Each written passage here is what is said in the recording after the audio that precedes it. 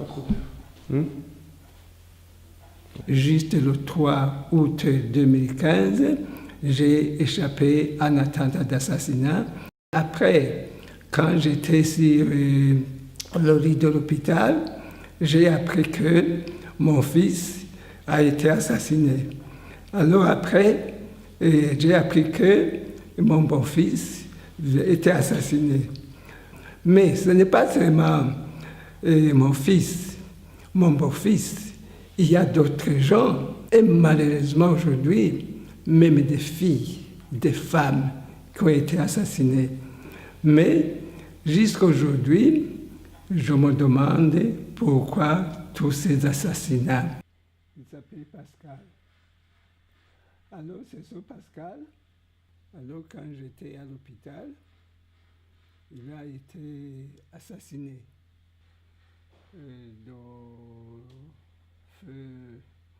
Mon fils. En mémoire de Jean, une plaque a été dévoilée dans les enceintes du groupe de presse Iwachu.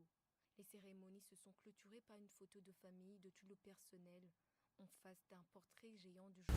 Les principales conclusions de notre rapport sont nous avons été en mesure d'établir l'existence d'un certain nombre de violations graves des droits de l'homme, en particulier des exécutions extrajudiciaires, des arrestations et des détentions arbitraires, des cas de torture, des cas de traitement cruel, inhumain ou dégradant, des cas de disparition forcée également, et un certain nombre d'atteintes à des libertés fondamentales, telles que la liberté d'expression, la liberté d'information, d'association.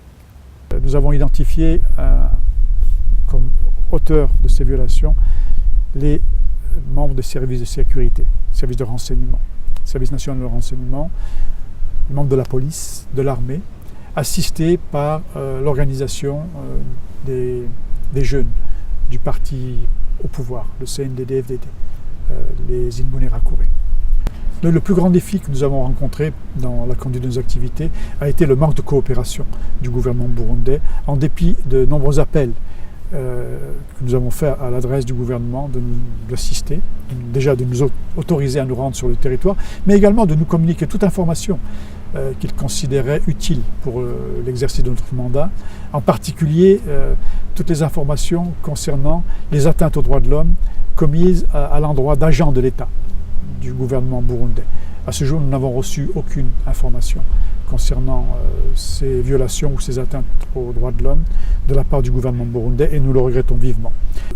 Ce rapport en fait se veut un état des lieux indépendant et impartial, tant des faits que des qualifications juridiques de ces faits. Nous espérons que cet état des lieux, que ce rapport et ces recommandations puissent être prises en considération en premier lieu par le gouvernement burundais pour mettre fin à ces violations et pour améliorer la situation des droits de l'homme sur son territoire, que ce rapport puisse également être pris en considération par les États membres de la communauté internationale pour exercer les pressions que ces États estimeront les plus utiles pour amener le gouvernement burundais à respecter les droits de l'homme et respecter les droits de l'homme sur son territoire et éventuellement à réparer toutes les violations qui ont été commises. Nous avons identifié un certain nombre de violations graves des droits de l'homme. Parmi ces violations, certaines sont constitutives de crimes contre l'humanité, crimes qui sont justiciables de la Cour pénale internationale.